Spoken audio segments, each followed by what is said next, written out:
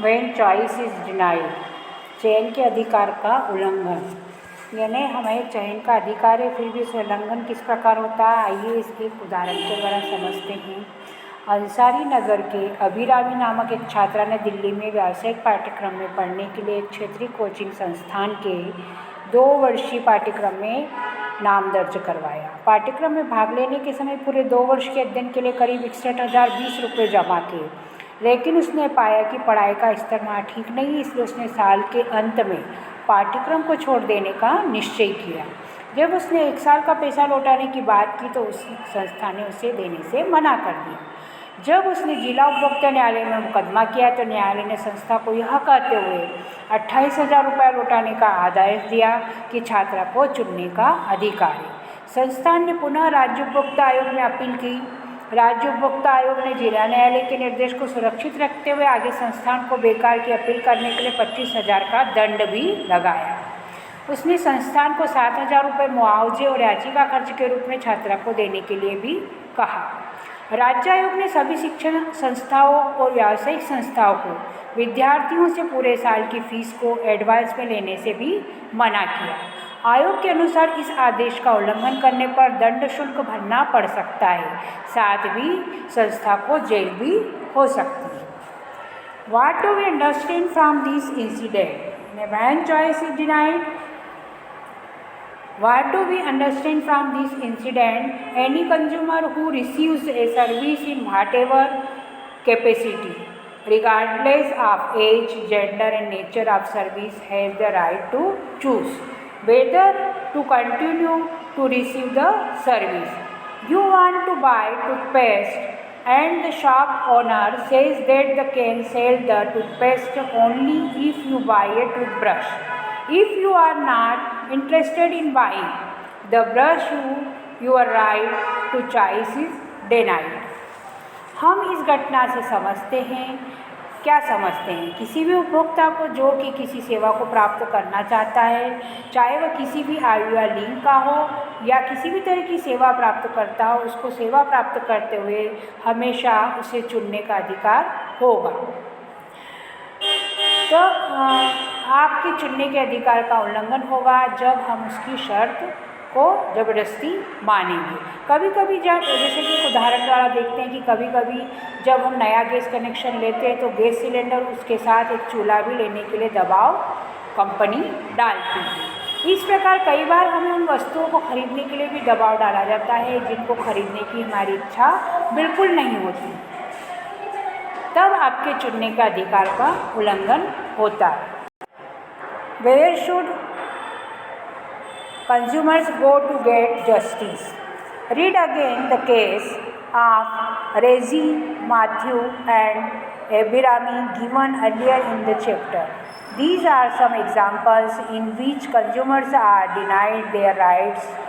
Such instances occur quite often in our country. Where should these consumers go to get justice? इन उपभोक्ताओं को न्याय पाने के लिए कहाँ जाना चाहिए?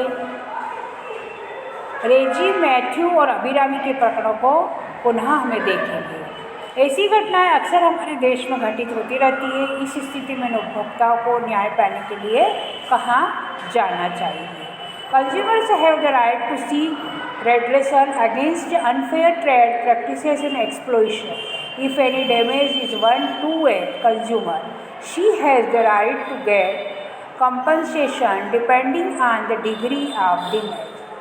There is a need to provide an easy and effective public system by which this can be done.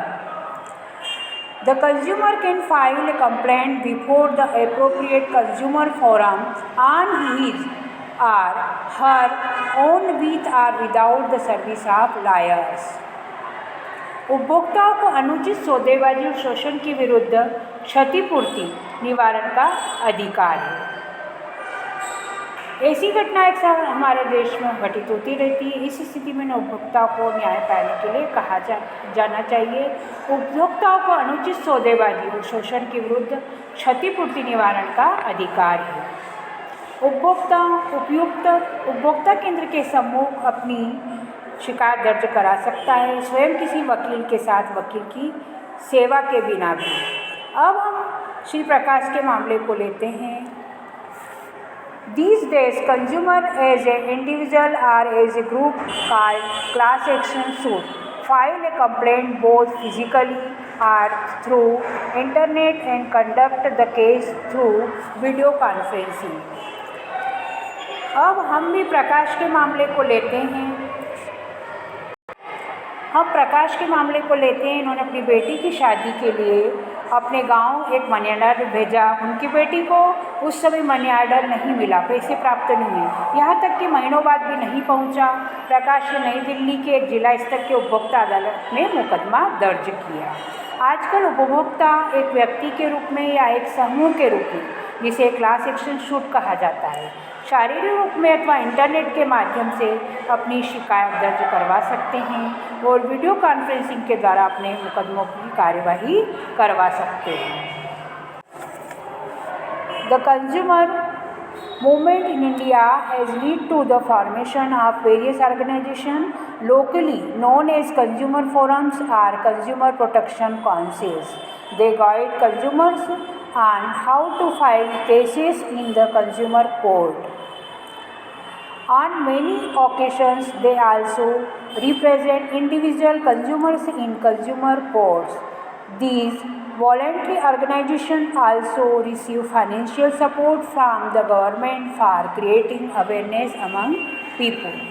Bharat में उपभोक्ता आंदोलन ने विभिन्न संगठनों के निर्माण में पहल की है, जिन्हें सामान्यतः उपभोक्ता अदालत या उपभोक्ता संरक्षण परिषद के नाम से जाना जाता है। ये उपभोक्ताओं का मार्गदर्शन करती है। बहुत से अवसरों पर ये उपभोक्ता अदालत में व्यक्ति विशेष का प्रतिनिधित्व भी करते हैं। ये स्वयंसेवी संगठन जनता में जागरूकता पैदा करने के लिए सरकार से वित्तीय सहयोग भी प्राप्त करते हैं। Under COPRA, a three-tier quasi-judicial machinery at the district, state and national levels was set up for redressal of consumer disputes. COPRA के अंतर्गत उपभोक्ता विवादों के निपटारों के लिए जिला, राज्य कोपरा के अंतर्गत उपभोक्ता विवादों के निपटारे के लिए जिला, राज्य और राष्ट्रीय स्तरों पर एक त्रिस्तरीय न्यायिक तंत्र स्थापित किया गया है। जिला स्तर का न्यायालय, जिसे जिला केंद्र भी कहते हैं, 1 करोड़ तक के दावों से संबंधित मुकदमों पर विचार करता है। राज्य स्तरीय अदालत, जिसे राज्य आयोग कहते हैं, 1 करोड़ से 10 करोड़ तक और राष्ट्रीय स्तर की अदालत, राष्ट्रीय आयोग 10 करोड़ से ऊपर की दावेदारी से संबंधित मुकदमों को देखती है। यदि कोई मुकदमा जिला स्तर के न्यायालय में खारिज कर दिया जाता है तो उपभोक्ता राज्य स्तर के न्यायालय में और उसके बाद राष्ट्रीय स्तर के न्यायालय में भी अपील कर सकता है। Thus, the Act has enabled us as consumers to have the right to represent in the consumer court. इस प्रकार अधिनियम ने उपभोक्ता के रूप में उपभोक्ता आंदोलन में प्रतिनिधित्व का अधिकार देकर हमें समर्थ बनाया।